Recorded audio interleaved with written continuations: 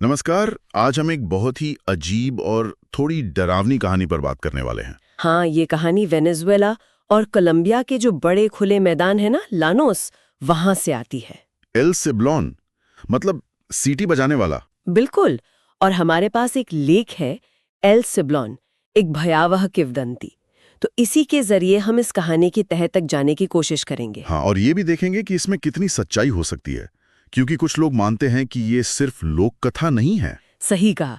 कहते हैं कि ये कुछ ज्यादा है। चलिए देखते हैं। तो ये एल सिब्लॉन है कौन, मतलब क्या है ये? ये एक तरह का भटकता हुआ प्रेत या आत्मा कह सकते हैं, लानोस का। और इसे सीटी बजाने वाला क्यों कहते हैं? क्योंकि इसकी पहचान ही इसकी अजीब सी सीटी है। कहते हैं कि रात में सीटी बजाता हुआ घूमता है और इसके कंधे पर एक बोरा होता है। बोरा? किस चीज का? हड्डियों का, अपने शिकारों की हड्डियां। अक्सर ये नशे में धुत लोगों या बेवफा मर्दों को निशाना बनाता है, ऐसा माना जाता है। अच्छा, और इसकी सीटी के बारे में भी कुछ अजीब है ना, वो नियम। हाँ, वही सबसे डरावनी बात है।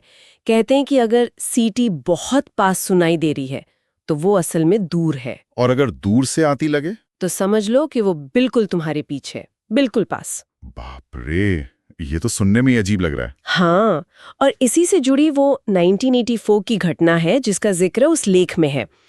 वेनेजुएला में बारिनास के पास एक छोटा सा गांव। हाँ, बताइए उसके बारे में। राफेल नाम का एक लड़का था शायद। हाँ, राफेल, एक नौजवान, पार्टी से लौट रहा था।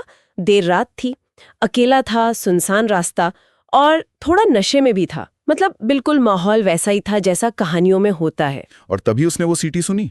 हाँ, पर वो कोई आम सीटी नहीं थी। लेख में लिखा है कि आवाज खोखली थी, जैसे जैसे कोई खोखली हड्डियों पर धुन बजा रहा हो, ऊपर नीचे होती हुई। ओह, उसने क्या सोचा? पहले तो उसे लगा कि शायद हवा की आवाज होगी।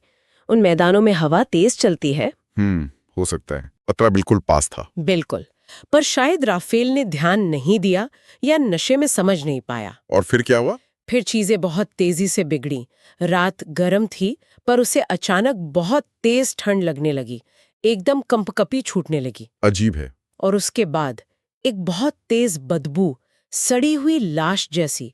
ये दोनों चीजें, अचानक ठंड लगना और सड़न की गंध, अक्सर ऐसी अलौकिक घटनाओं से जोड़ी जाती है। हाँ, मैंने भी सुना है। और फिर वो चीखते हुए जमीन पर गिर गया और अपनी छाती पीटने लगा, जैसे जैसे कोई उस पर हमला कर रहा हो जिसे वो देख नहीं पा रहा। कोई अदृश्य हमला? हाँ, बिल्कुल वैसा ही। ये तो बहुत डरावना है। अगली सुबह क्या हुआ, वो मिला? हाँ, अगली सुबह लोगों ने उसे ढूंढ लिया।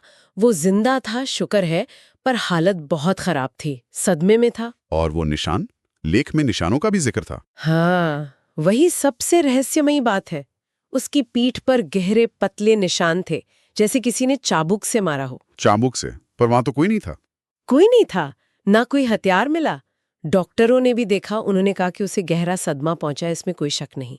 लेकिन वो निशान, उनका कोई एक्सप्लेनेशन नहीं था? कोई एक्सप्लेनेशन।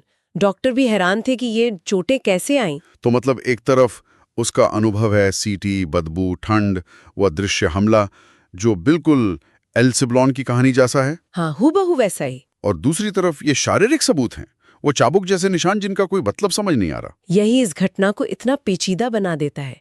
राफेल बच तो गया, लेकिन कहते हैं वो आज भी उस रात के बारे में बात नहीं करता। बस दूसरों को चेतावनी देता है। हाँ, कि अगर कभी वैसी सीटी सुनो तो भागो या प्रार्थना करो। तो ये हमें कहाँ लाके खड़ा करता है? क्या ये सब उसके डरे हुए मन का वहम था, कोई मनोवैज्ञानिक असर? हो सकता है। सदमे में इंसान बहुत कुछ महसूस कर सकता है। शायद उसके दिमाग ने उस डर को एल सिब्लॉन की कहानी से जोड़ लिया। पर वो निशान, उनका क्या? अगर सब दिमाग में था तो वो शारीरिक चोटें कैसे आईं? यही सवाल है। यही वो बिंदु है जहां लोक कथा और शायद किसी अनदेखी सच्चाई के बीच की रेखा धुंधली हो जाती है। तो क्या ये मुमकिन है कि कुछ किंवदंतियों की जड़ें असल में ऐसी घटनाओं में हों जिन्हें हम समझ नहीं पाते? कह सकते हैं। ये घटना कम से कम ये सोचने पर तो मजबूर करती ही है कि जिसे हम सिर्फ कहानी या अंधविश्वास मान लेते हैं, क्या पता उसके पीछे कोई ऐसी हकीकत छिपी हो जो हमारी समझ से परे है। बिल्कुल, ये सोचने वाली बात है। उन शारीरिक घावों का क्या स्पष्टीकरण हो